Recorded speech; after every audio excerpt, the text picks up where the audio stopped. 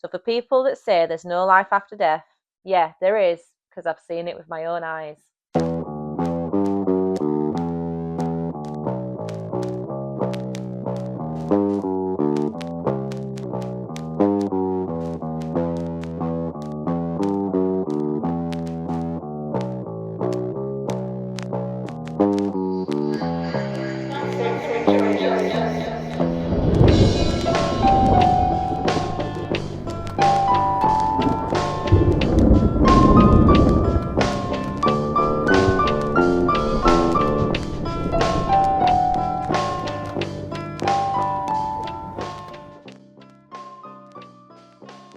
So the first experience I had when I was a kid, I used to stay at my grandma's, and when I'd stay over at my grandma's, I'd stay in the same bed as her when I was like 5, 6, still a toddler, not wanting to sleep on my own.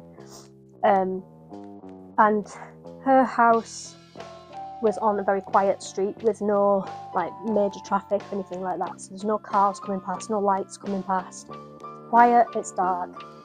So there's not a lot to kind of wake you up. But on this particular night, I was awake. And when I looked over at my grandma, I saw something sit up on the side of the bed and then stand up and walk out the room. And it was a very deliberate movement. So it wasn't, normally when you see stuff happening at night time, if your eyes are playing tricks on you, it's usually something jumping around or and stuff like that. But this was a very deliberate, human-shaped shadow that sort of sat there, stood up and walked out. And at the time I was terrified, thinking that my grandma had just died and I'd just seen her spirit leave her. That wasn't the case, but I did wake her up anyway just to check. And no, she was all fine. But yeah, that was the first time I'd ever seen anything. And again, it wasn't like terrifying in terms of, I wasn't like too scared. I was more scared that I'd just lost my grandma than the fact I'd just seen a potential ghost. But yeah, that was the first time. I hadn't had anything really since then until I moved into my new house. And when we moved in and we got settled in and everything, we were, again, middle of the night, asleep. And I saw something walk in, so walking through the door, slowly walk to the other side of the room and just hang about there. And at the time I was terrified, so I'm kind of sat there checking myself, have I actually seen something? And the next thing I know, Stu, who's still asleep, starts shouting, "Get out," really like panicking and shouting, "Get out." So him having a nightmare, I woke him up to double check what's happening, and he said that he'd pretty much seen the same thing as me. He'd seen something walk in, and he knew when this kind of thing happens, you just tell it to leave. You shout at it, tell it to leave, and well, it worked. We haven't seen it again since. So yeah, that was the second time, but it was kind of strange to me that there was two scenarios, but it was just a shadow, and just walking about, doing its thing. But for both times, for me it was anyway. And it's possible, we think it might be the previous owner of the house, or her mother used to own the house before her, and sadly passed away. And potentially it might have been her, we don't know, but we're all clear now. We haven't seen anything unusual since then. It was probably about 1996-ish. Our daughter Susan would be 3 or 4, I think. We were entertaining our good friends Heather and Stephen when we thought we heard Susan crying at the top of the stairs, but when me and Heather went to look, we saw an image of a small girl stood at the top of the stairs, and it wasn't Susan. She actually looked like you would expect a ghost to look, white and see-through, a white flowy shadow of a little girl or boy in a long white nightie or dress. Then she disappeared back down the landing. It was not our imagination, and we could both definitely see her. We went upstairs to find Susan fast asleep in her bed. I don't think any of the other houses on our street had the child ghost, but they've all had other shared sightings.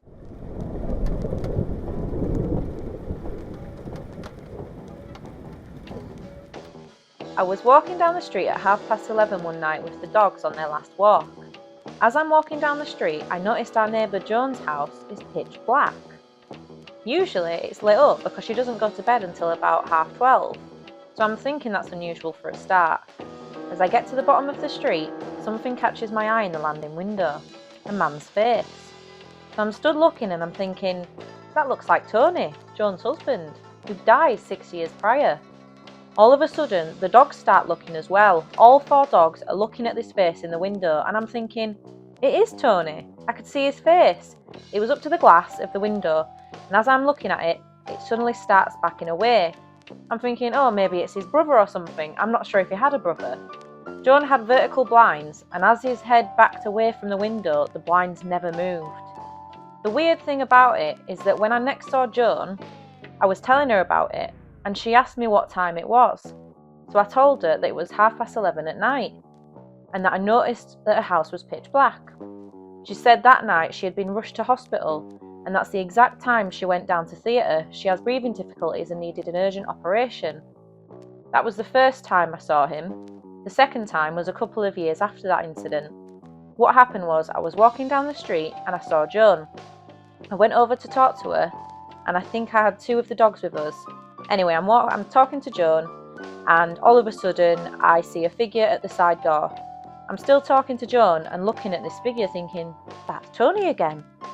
Joan says to me, what are you looking at? So I said, I've just seen Tony. She asked where, and as she turned around, he went into the house. I asked her if there was anyone there because he looked the double of Tony. She said that there was nobody there and she was on her own. We went into the house along with another neighbour to have a look. Nobody was there. I said, Joan, I'm telling you now, it was Tony. I don't know why he was there, but those are the 2 occasions that I saw him. Every time it has happened, it sent a shiver down my spine. Thinking about it now, it's sending a shiver down my spine again. So for people that say there's no life after death, yeah, there is, because I've seen it with my own eyes.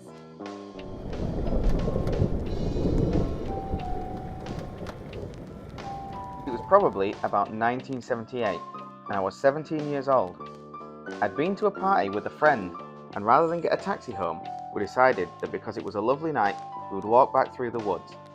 Although it was early winter, it was a full moon and clear sky, and you could actually see a little. As we left the party, we entered the first field, which is always creepy. Dogs run and bark at nothing, then yelp and run home. But this time it felt fine. As we got to the woods, we could hear something rustling about 5 meters behind us. It sounded like a large animal, big enough to be a sheep. We knew there were no sheep or cows in that field, and couldn't see anything either. We shrugged it off at first, chatting about what a good party it was. However, we both began to feel uneasy as it continued to follow us and got closer. At the end of the wood, there is a stone stile that you stand on, and it's just wide enough to shimmy through into the lane. My friend went through, and there was the classic step on the stone followed by a push through into the lane. As I stood on the stone to go through, there was a sudden heavy breath on the back of my neck, and then the sound of someone else coming through. I've never moved so fast. We felt as though it was still there in the lane with us, but luckily only a few meters away was the gate to the garden path. Then it stopped. Afterwards, we tried to find a logical reason for what it was, but couldn't. Needless to say, we didn't go in the woods after dark again. Later, we researched, no Google or internet, what or who it might have been, and apparently, a Scottish queen had been killed in those woods. I don't know whether that's accurate or not though. It was very scary.